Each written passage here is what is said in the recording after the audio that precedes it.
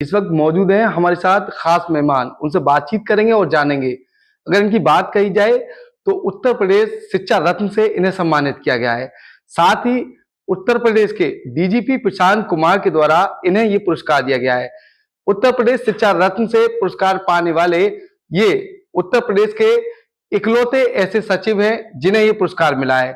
साथ ही अगर बात उपलब्धि की कही जाए तो शिक्षा के क्षेत्र में तमाम जो उत्कृष्ट कार्य होते हैं उन्हें करने के बाद ये पुरस्कार दिया जाता है। हेरिटेज इंटरनेशनल स्कूल के ये सचिव हैं, इनसे बातचीत करेंगे। सर, एबीपी लाइव में आपका स्वागत है। क्या कुछ कहना चाहेंगे? नाम क्या आपका? मेरा डॉक्टर राकेश नंदन। बहुत बहुत धन्यवाद आपका, जो आज आप उससे साक्षात्कार करने के लिए आए। तो आप जो जानना चाहते हैं जी, ये बताइए, जिस तरह से सम्मान मिला है, तो ये सम्मान जो है किस तरह की उपलब्धियों को लेकर मिला है? ये हमारी एसोसिएशन, अगर आप पहले चले तो स्कूल भी बहुत पुराना है, लगभग 20 साल प्लस स्कूल हो चुका। और पब्लिक स्कूल डेवलपमेंट सोसाइटी, जो अलीगढ़ की पब्लिक सोसाइटी है, एसोसिएशन है, वो भी अब लगभग 17 साल पुरानी हो चुकी है। 2008 में इसका निर्माण हुआ था और लगभग सारे स्कूल यहाँ पे उसमें मेंबर्स हैं, चाहे वो सिकंदराव के हों, हाथरस के हों, अलीगढ़ के हों और अतरौली के हों। ये सारे स्कूल्स हमारे एसोसिएशन में आते हैं।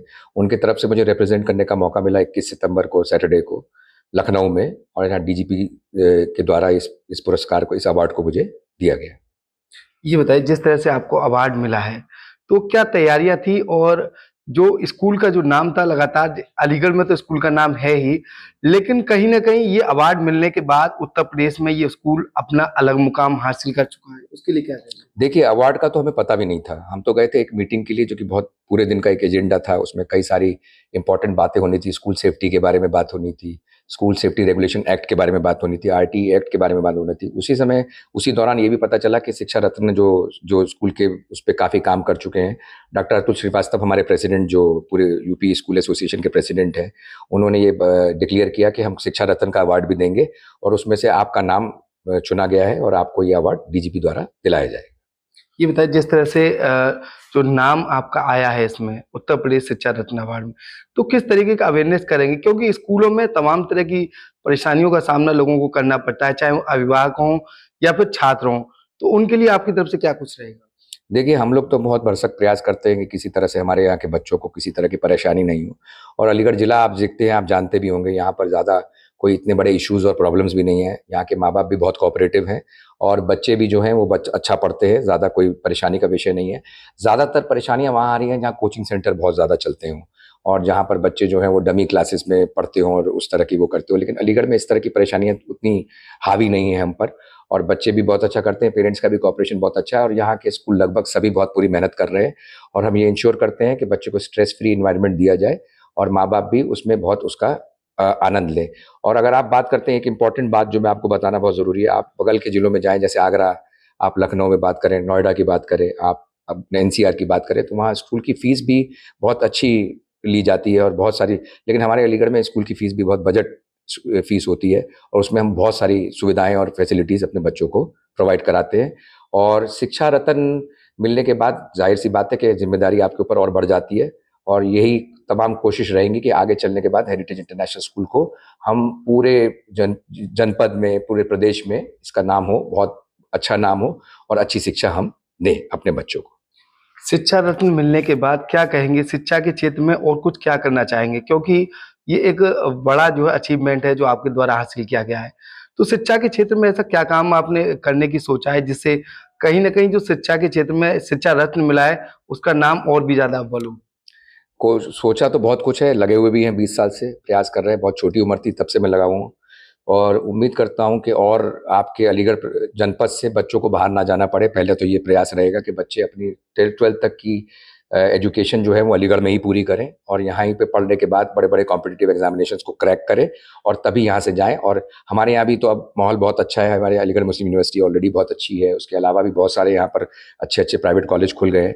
तो उम्मीद यही रहेगी कि बच्चों को अलीगढ़ में कम से कम इस जनपद में 12th तक की पढ़ाई के लिए किसी भी तरह से बाहर जाने की ज़रूरत ना पड़े और वो यहीं पे पढ़ें और अच्छी शिक्षा दिलाई जाए। मानकों का ध्यान रख करके सारे स्कूल चलें और जो अगर मान लीजिए ज़्यादा कुछ गलतियां हो भी जाती हैं किसी स्कूल से, तो वो उसको ना करे और उसको हटाए अपने सिस्टम से। ये बताइए सर, जिस तरह से शिक्षा रत्न मिला है आपको, कहीं न कहीं जो टीचर्स होते हैं और स्टूडेंट होते हैं, उनके बीच में सामंजस्य स्थापित नहीं हो पा रहा है, जिसके चलते तमाम तरह की जो घटनाएं वो भी सामने आ रही हैं। तो एक बड़ी चुनौती है, क्योंकि तमाम सरकार जो अवेयरनेस प्रोग्राम चला रही है, चाहे वो महिला सशक्तिकरण हो उसके थ्रू चला रही हो, चाहे फिर तमाम जो एजेंसियां उनके थ्रू स्कूल और कॉलेजों में लगातार अधिकारी ये अभियान चला रहे हैं।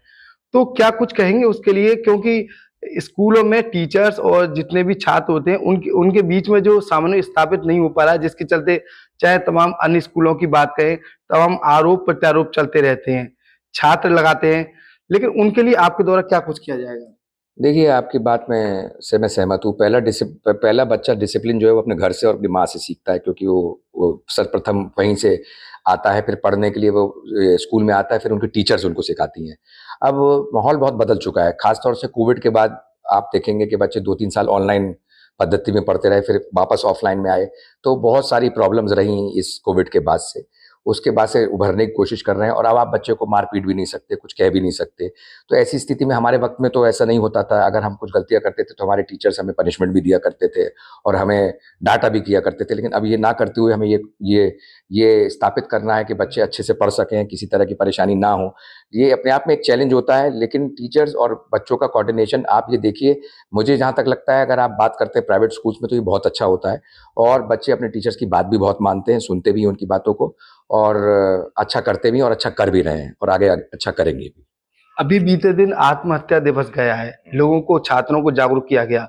वीसी नईमा खातून से एबीपी लाइव ने बातचीत की। उनका ये कहना था, चाहे वो स्कूल हो, कॉलेज हो या यूनिवर्सिटी हो, उनके द्वारा एक आग्रह किया गया था कि बच्चों से टीचर तो बात करते ही हैं, उन्हें समझाते हैं, लेकिन अभिभावकों को भी बच्चों को समय देना चाहिए। क्या इस प्रक्रिया को आपके स्कूल या कॉलेजों में भी आगे बढ़ाया जाए? नहीं, ये तो बहुत इंपॉर्टेंट बात है, क्योंकि मुश्किल से 5 या 6 घंटा बच्चा आपका हमारे स्कूल में रहता है। 24 घंटे के दिन में 18 घंटे बच्चा अपने माता-पिता के पास ही रहते हैं।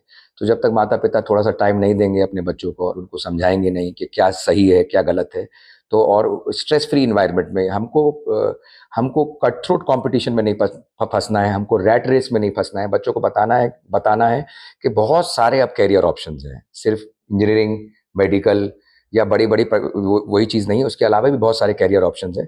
तो अगर मान लो बच्चे से किसी तरह की कोई एकेडमिक चूक हो जाती है और कहीं वो कम कर पाया, तो वो अंत नहीं है, उसकी जगह बहुत सारी चीज़ें हैं, जिसको वो नए-नए आए। आजकल आप देखिए सोशल मीडिया में बच्चे बहुत अच्छा कर रहे हैं, बच्चे स्पोर्ट्स में इतना अच्छा कर रहे हैं, गेम्स में देखिए इतना अच्छा कर रहे हैं। इसके अलावा बहुत सारे नए-नए पैरामेडिकल कोर्सेज़ हैं, बहुत सारे बायोटेक्नोलॉजी के कोर्सेज़ आए हैं, तो सिर्फ अब कोई लिमिट नहीं है। इसलिए बच्चों को स्ट्रेस फ्री एनवायरनमेंट मिलना चाहिए, माँ-बाप को उनको निरंतर काउंसलिंग करनी चाहिए। हम भी अपने तरफ से ये प्रयास करते हैं कि हम बाहर से मोटिवेशनल स्पीकर्स को बुलाएँ अपने यहाँ, क्योंकि जो बात आप अपने आप से अच्छे से नहीं कह पाते हैं, वो मोटिवेशनल स्पीकर्स के द्वारा या कोई बाहर से कोई अच्छा स्थापित लीडर आता है, वो बताता है, तो अपनी बात को बहुत फ़र्क पड़ता है उसका।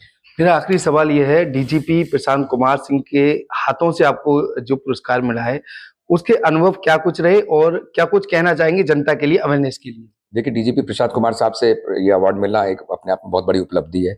बड़ा अच्छा लगा, क्योंकि लास्ट मोमेंट तक भी उनका कार्यक्रम नहीं बन पा रहा था, लेकिन वो फिर किसी भी तरह से हमारे लिए टाइम निकाल के आए और हमसे उन्होंने वार्तालाप की, हमारी होने वाली परेशानियों को भी सुना।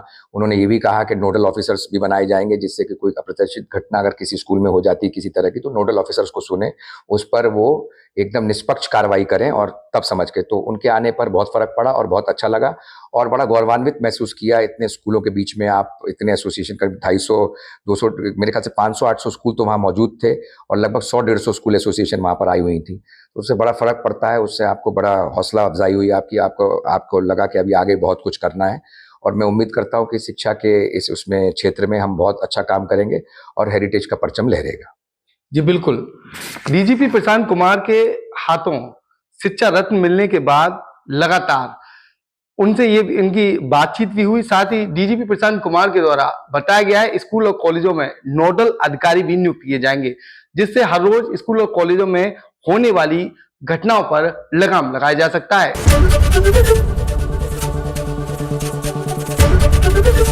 एबीपी गंगा, खबर आपकी, जुबान आपकी।